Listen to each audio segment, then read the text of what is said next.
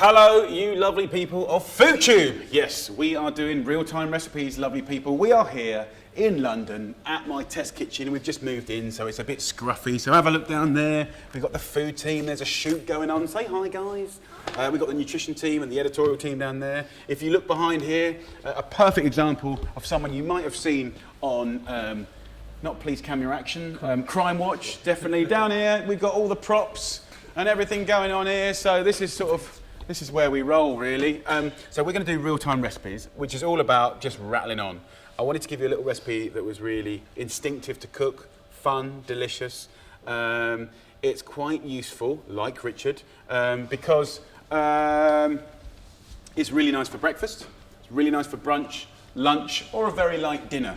So we're going to do some beautiful cheese and sort of chive popovers with smoked salmon. They're going to be fluffy, they're going to be delicious, and they're going to be really crunchy on the outside. So let's just get into this recipe. It's kind of like a cross between a fritter, a popover, and a kind of pancake, right? So it's really delicious. So down here, we've got some nice ingredients. Now, absolutely in the vibes of, actually, can someone grab my superfood book? I just want to show you. No one's seen this yet. I'm going to show you the cover of my new book. Woo! I'm so excited.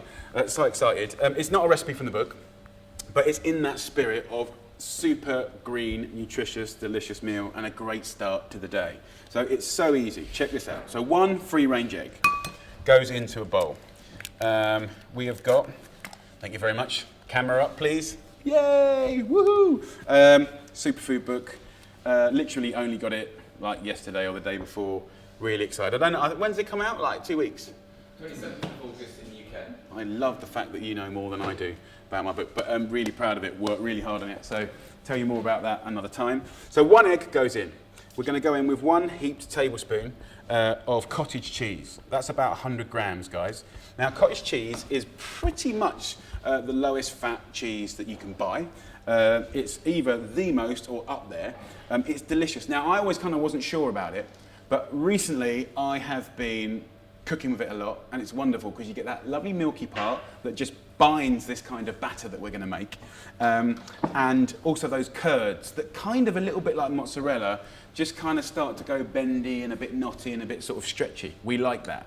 Then we're going to go in with 1 heaped tablespoon of whole wheat flour. Now that's self-raising, so you're going to get that kind of lift and that lovely fluffiness that you'll get. You can get that in all the supermarkets. A little pinch of pepper, and then we're going to hit it up with some flavours. So I want 2 spring onions, some chives. The thing about this recipe, guys, let's just get to the next stage. If you mix this part up here, you can really add different things to it. So, if you had beautiful courgettes, you could add that to it.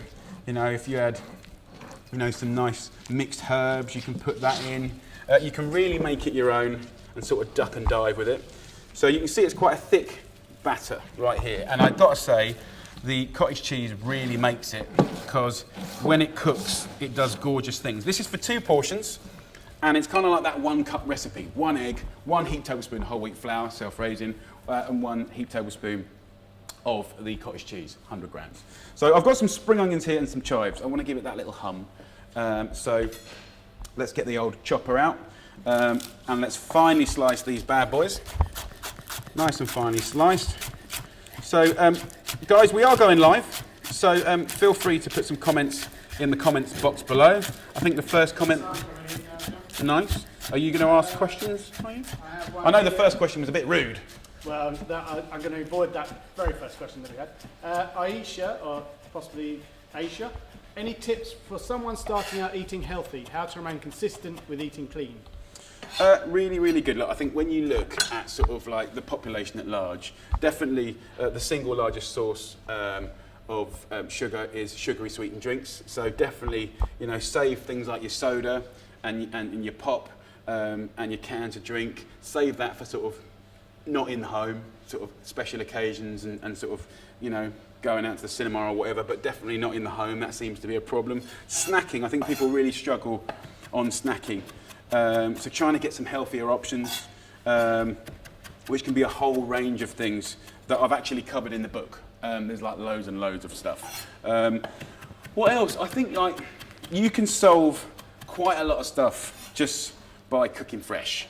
So in your life, you know, everyone's different. You know, they've got different budgets, they've got different time, if they've got friends or if they've got kids. You know, everyone's got different scenarios that you need to sort of duck and dive to. So you just need to kind of find that rhythm, whether it's kind of, you know, when I did Save with Jamie, we were doing a lot of batch cooking, embracing the freezer. Even frozen vegetables are supremely nutritious often and really disposable and you don't waste anything. So there's loads of help, darling, on jamieoliver.com, loads there that will help you. But definitely, this book will get discounted to like $7.99, $9.99 super quick. I'm not saying that as a bad thing, that's a good thing. But there's loads of stuff in there, so check it out. So guys, over here, we are, and actually really importantly, especially if you're trying to do healthy stuff, a really good thick non-stick pan, important. I'm gonna get that onto a medium heat, like that. I'm gonna let that get a little bit hotter. Just a thimble of olive oil for this particular recipe goes into the pan. And if you wanted to hit this with a little chili, you absolutely could. If you wanted to grate in some courgette, gorgeous. Chop up some lovely tomatoes, red ones, yellow ones, you can. I'm going to keep this super simple. What I like to do is just get my spoon. And this is quite forgiving. Sort of think fritter. So we'll divide it into half to start with. And then we can get 2 or 3 little spoons like that straight into the pan. If they're not perfect, it doesn't matter. Because what's going to happen is one side where it has contact will flatten. And then the other side, which is obviously sort of kind of funny shape, as you turn it, you can push it down and that will flatten and you'll get that lovely surface area. So just divide into 6, or you could do 2 big ones. Any more questions, Rich? Yes, I've got another great question here from Declan Gorman.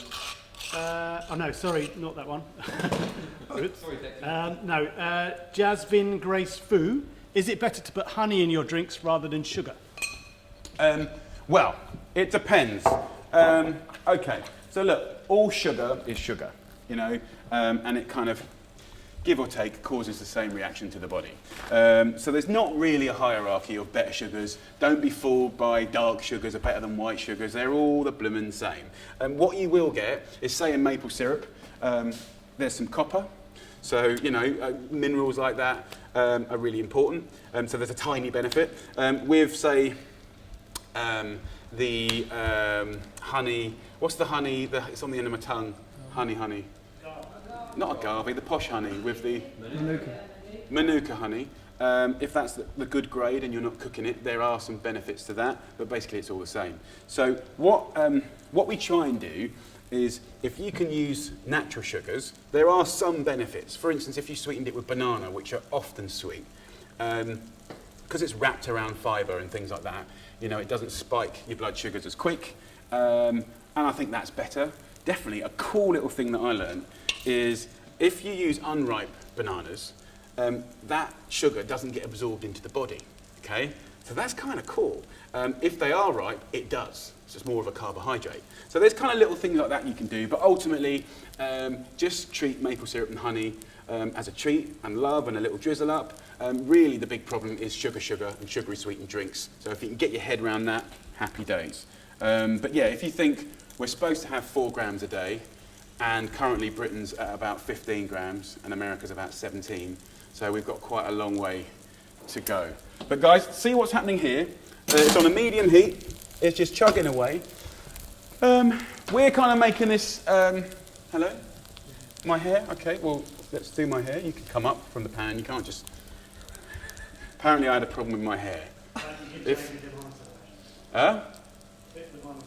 Flip the monitor? Oh, right, okay. Okay, he's now going to show me live my hair, but I'm upside down, and he's cropping my head off. Can you see? I don't know why my hair, I'm a chef. I mean, you're lucky that I'm not sweating and in like some dodgy... anyway, but thanks for that. At least everyone watching this live can see that I have a crew that take my hair style seriously. Listen, I've got the worst hair in the whole catering industry. Like, I have a good day once in a... It's like, my good days on hair are like like a full moon. They're like very rare. Anyway, look, the bleeding fritters are cooking, all right? So just get off my hair. Let's just talk about salad, dudes. So whether it's breakfast, lunch or dinner, I think in California and Australia, they're really good. I don't know why, but they're really good at making, look, you're making me bloody paranoid now. Now I've touched my hair, now I'm gonna have to wash my hands, because otherwise then I'm gonna get like the fun police messaging in. That kind of fun that you can have with breakfast, sort of making it a bit more contemporary, is really, really cool. So while they're cooking, they only take like 3 minutes, like 2 minutes on each side, which equals 4 minutes, so it's not 3 minutes. We're going to do some like salad leaves. Now I've got some salad leaves here. This is sort of typical stuff that you'd get from the supermarket, Mitsunas, rockets, some watercresses. That's kind of cool, fine. But if you just turn around, big boy, I picked this from my garden yesterday, and this is just like some edible flowers here. So some people might call this something different, but this is orac. This grows as a weed, actually. It's beautiful. This is a nasturtium. Got some different violas and pansies and stuff in there, so you can feel free to use some of those lovely edible flowers. They are delicious, and they've got some nice sort of fragrant and sweet things going on, but I think it's kind of interesting when you think about salad. People always think of it as something out of a bag or just a round lettuce, but actually, you know, it goes into herbs, it goes into flowers, and when you start just grabbing a bit of everything, that's when things get really beautiful and really delicious and kind of look cool. But more importantly, without being specific, there's so many different good things in all those things. It's just good to mix it up. That's one of the things I've learned this year, without getting specific on nutrition. Just mix it up. People say eat the rainbow. It's so, so important. So let's get down to our fritters. Let's have a little look. Okay, I'm going to give that a little bit more. So I'm just going to give it a little shake. There's a nice little tip here. So while that's going, I'm going to get a nice plate. What shall I serve this on, girls? Have we got a nice little plate, one of these? Some nice little vintage plates. We like that. It's a funny thing, plates. Basically, what's funny about that? It is a funny thing, plates, because when you do like magazine shoots, book shoots, not that I'm bitter or anything, but like you use a certain style of plates and stuff, and then like everyone else starts using them. So we basically get all our plates from a flea market, you know, and we just take a budget out and buy loads of random things. So this is some of those random things. We quite like retro. Back to the pan. Little tip. So ultimately, how do I give you something that's really healthy, that's really delicious? Well, sometimes you've got to be clever. So we've got that beautiful cottage cheese in there. You can start to see it. Get in there close, big boy. You can start to see it just starting to kind of curd and start to bend and be beautiful. I'm going to turn this over now, and then I can push it down, okay? And what I'm going to do is then show you a little trick on how you get the most incredible, tasty, cheesy, crunchy outside. And literally, I'm only using like 15 grams of Parmesan. But if you get, this is another thing as well, like these little microplanes. I mean, I make this one, but like Microplane make them as well. These little fine graters like that, they're really good at creating really fine dust. So literally, even 15 grams goes a long, long, long, long way. So what we can do is grate this over the top. I'm going to let it cook a little bit more, and then I'll show you exactly how to do it. But you're going to get the most incredible golden, crispy, savoury deliciousness on the outside. So let's plate up. I'm going to have some smoked salmon, guys. Any more questions, big boy? Yeah. I'd love to know, by the way, like, you look very official over here. You've got headphones on. What are you wearing? Are you listening to music or? Well, if you look now on the screen, there is a 35-second delay between you speaking and you being here. So okay. It shows that we are live, and I'm just checking the output that you're still working, essentially. Okay, so that we haven't gone off air. We haven't gone off air yet. So nice.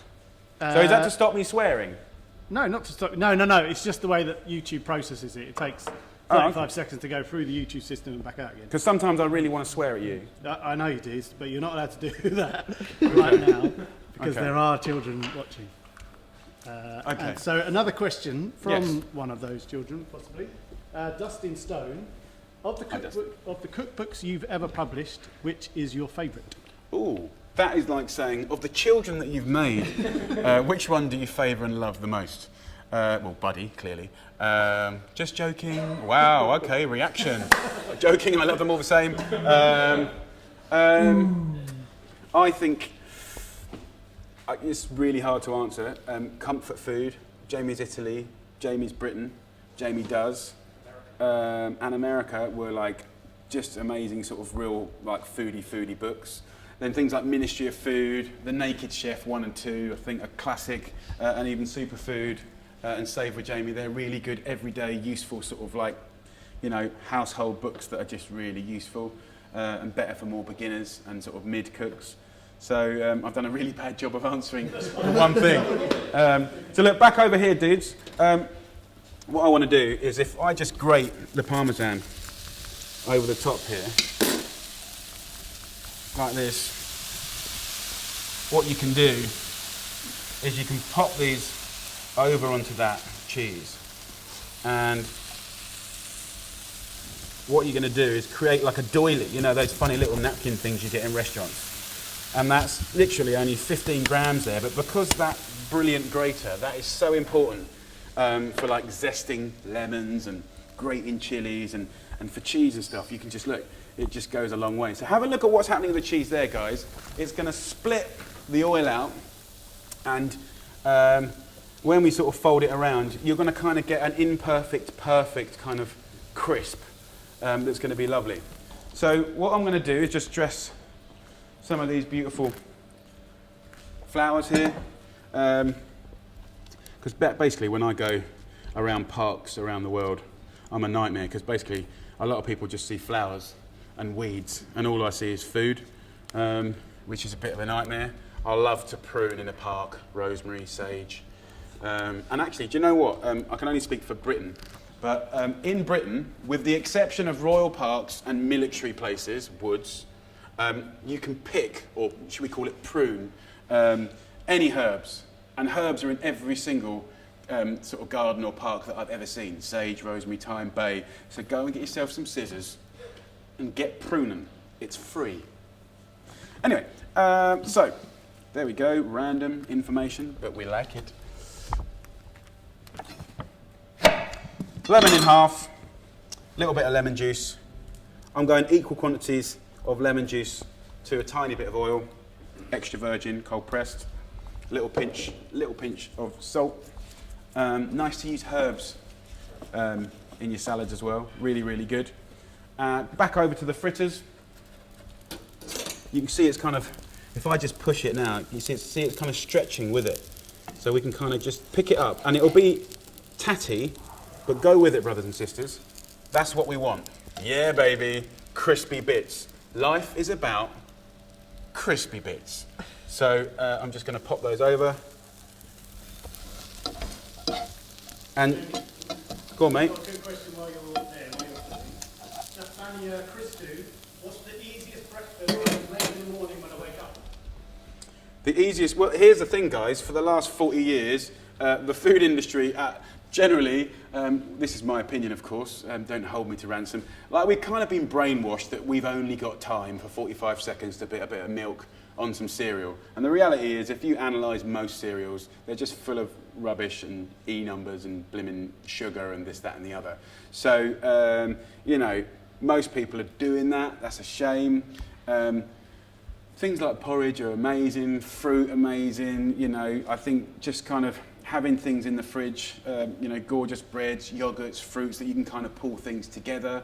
You can make up little pots of gorgeous things for on the go. And here's a little statistic. If you have, a lot of people don't have breakfast.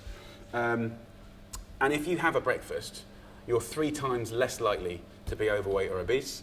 And it curbs the effects of heart disease by 50%. 50%! So the kind of, I guess the point is if you've woken up, you've had a long sleep, and if you can make the first meal of the day a good one, thinking, energy, being productive, not snacking on crap, you know, that seems to be the pattern that follows a breakfast. So, you know, this is kind of like a brunch. This is a 10-minute breakfast, but obviously I'm yapping to you lot. So look, let's plate up, guys, we're done. So we've got our little popovers here. It actually feels really quite generous. We've got 3 of these bad boys. You can see these lovely little crispy bits. That's what we want. And they just look mental. They look crazy, but I love it. And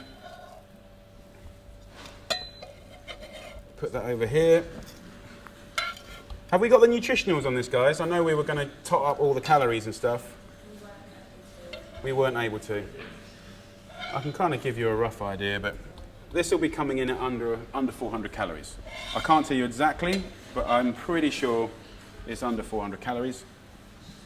You've got dairy, you've got protein, you've got veggies in there.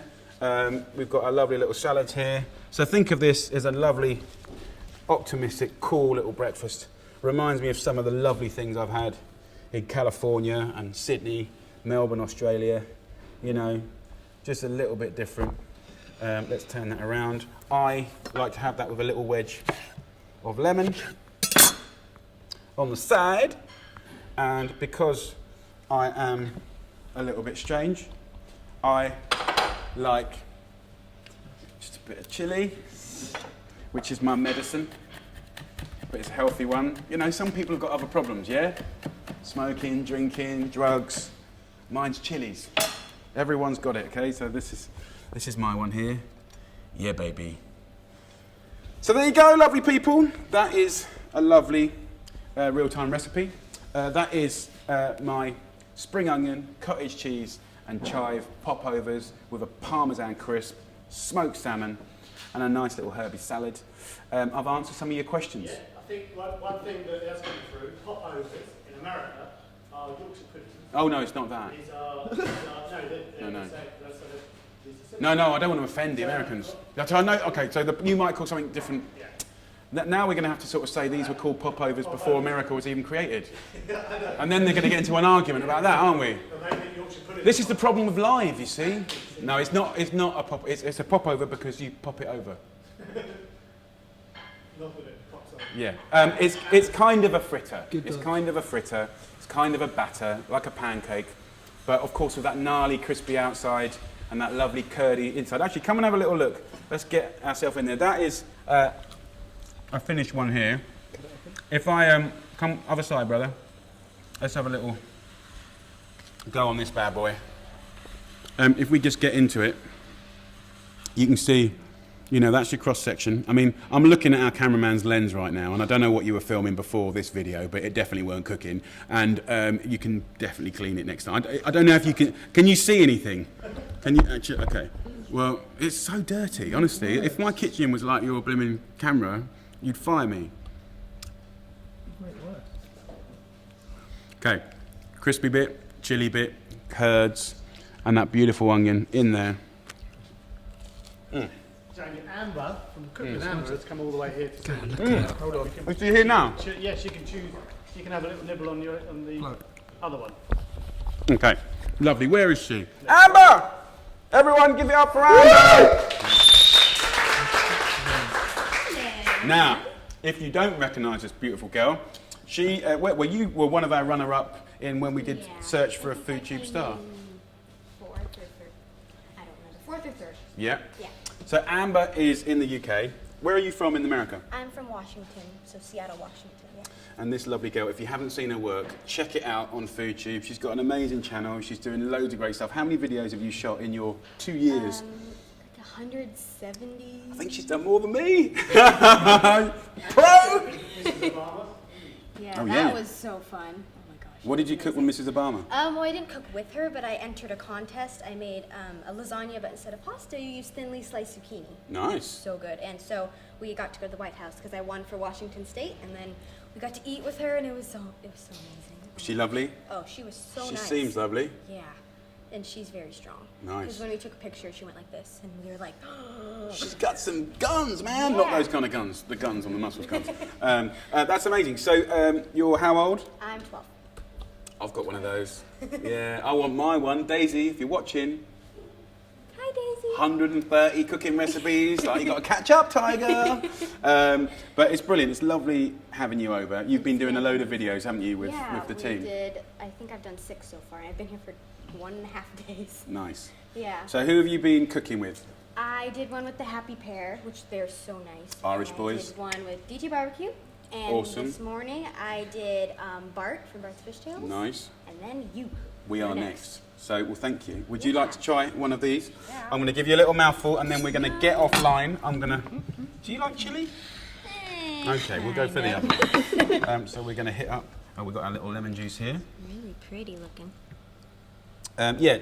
Tell me what you call popovers in the States, because we've got a little bit of confusion online about what is what.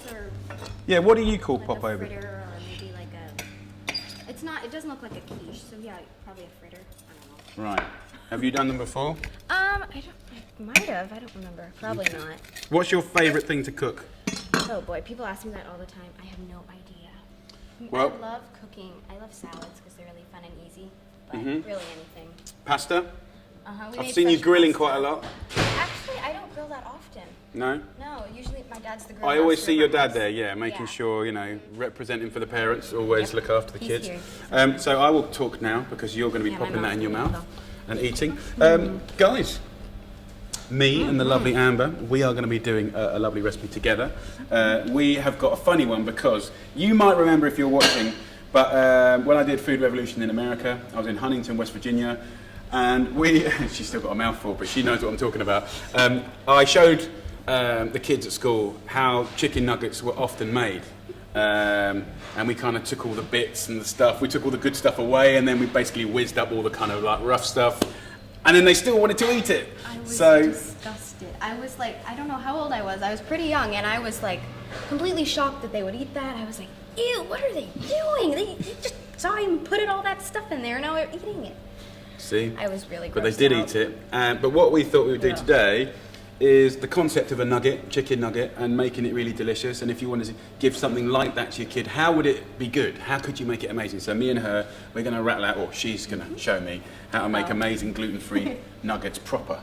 So if you want to see that video, then that'll be coming out in sort of weeks to come. Soon, very, very soon. So there you go, from me and Amber. Lots of love. Thank you for letting us do real-time recipes. Thank you for tuning in. Thank you for your comments, apart from the first one that was quite rude. But yeah, until next time, from me and Amber, lots of love. Woo! Yeah!